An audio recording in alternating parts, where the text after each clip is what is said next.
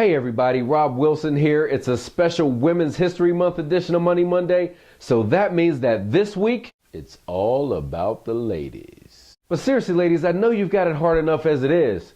I mean, there's learning how to walk in those heels.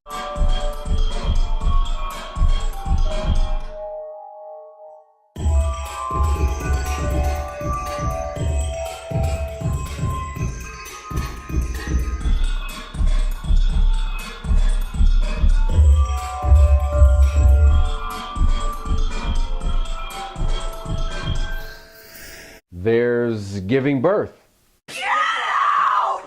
Oh, no! And there's dealing with idiots like Rush Limbaugh. One of America's most powerful and popular conservatives said about a female law student that has some of his sponsors pulling out this morning, and even provoked a surprise call from the White House. So with all of that going on, I know you've got a lot on your shoulders.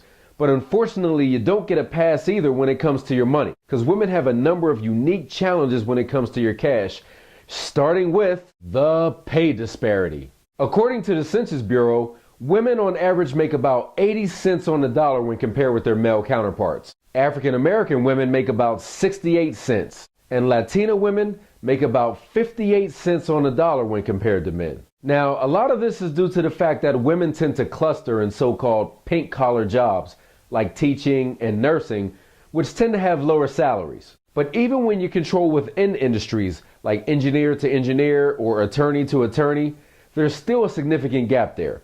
Issue number 2, women live a lot longer than men. That's right, ladies, women tend to live a lot longer than men by an average of 7 years. Most men would say that women live longer because they worry their men to death. But I don't necessarily have the hard evidence to back that up. So I digress. Ladies, because you do live longer, that means you're going to have to save a lot more money in order to be comfortable during your retirement. Add to that the divorce rate is about 50% in this country. And ladies, that means that at some point in your life, you're probably going to be left to fend for yourself.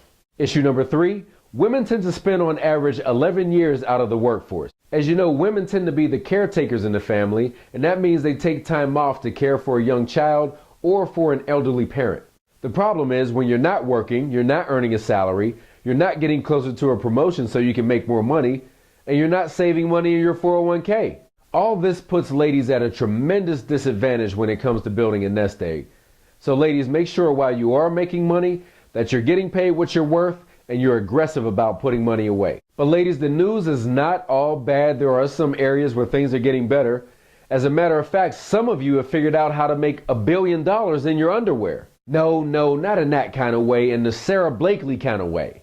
Ladies, most of you are familiar with Sara Blakely as the entrepreneur that founded the company Spanx. Fellas, if you're unfamiliar with Spanx, Spanx is the women's shapewear company that's been falsely advertising women's figures to you since the year 2000. Just joking, ladies. The products from Spanx became so popular and sold so well over the last 12 years that Forbes magazine recently named Sara Blakely at age 41 the youngest self-made female billionaire in the world. Now, you guys have heard me talk about how important I think education is when it comes to building wealth.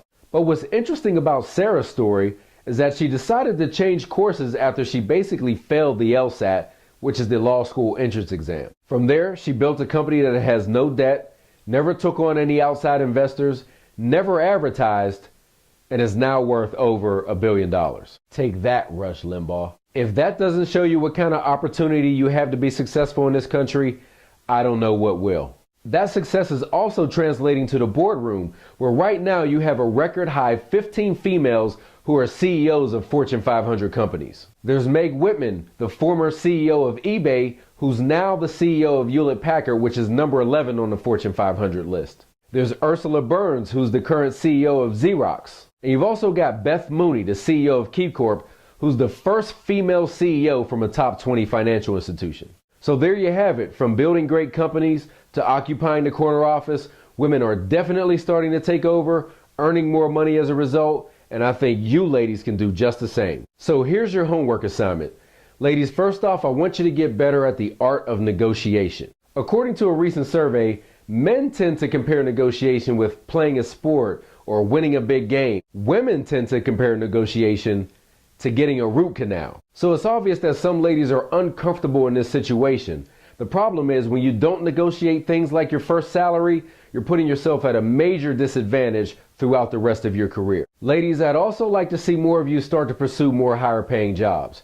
It's not just about the good old boy network anymore. There are a lot of women who are becoming key players in areas like engineering and finance, and it's proven that you can be successful in these areas too. And finally, ladies, because you have all of these unique circumstances when it comes to money, unfortunately, you've got to do a lot more planning. So make sure you sit down with your spouse or your significant other so you can talk through these issues, and maybe you can do things like cut down on the time that you're going to spend out of the workforce, or plan a strategy on how you're going to start your own business, or just use them as somebody to practice your negotiation skills. Hey, is NAG short for negotiation? Taking a little time to recognize these issues and putting a plan in place to deal with them will go a long way towards making it easier for you to get wealthy.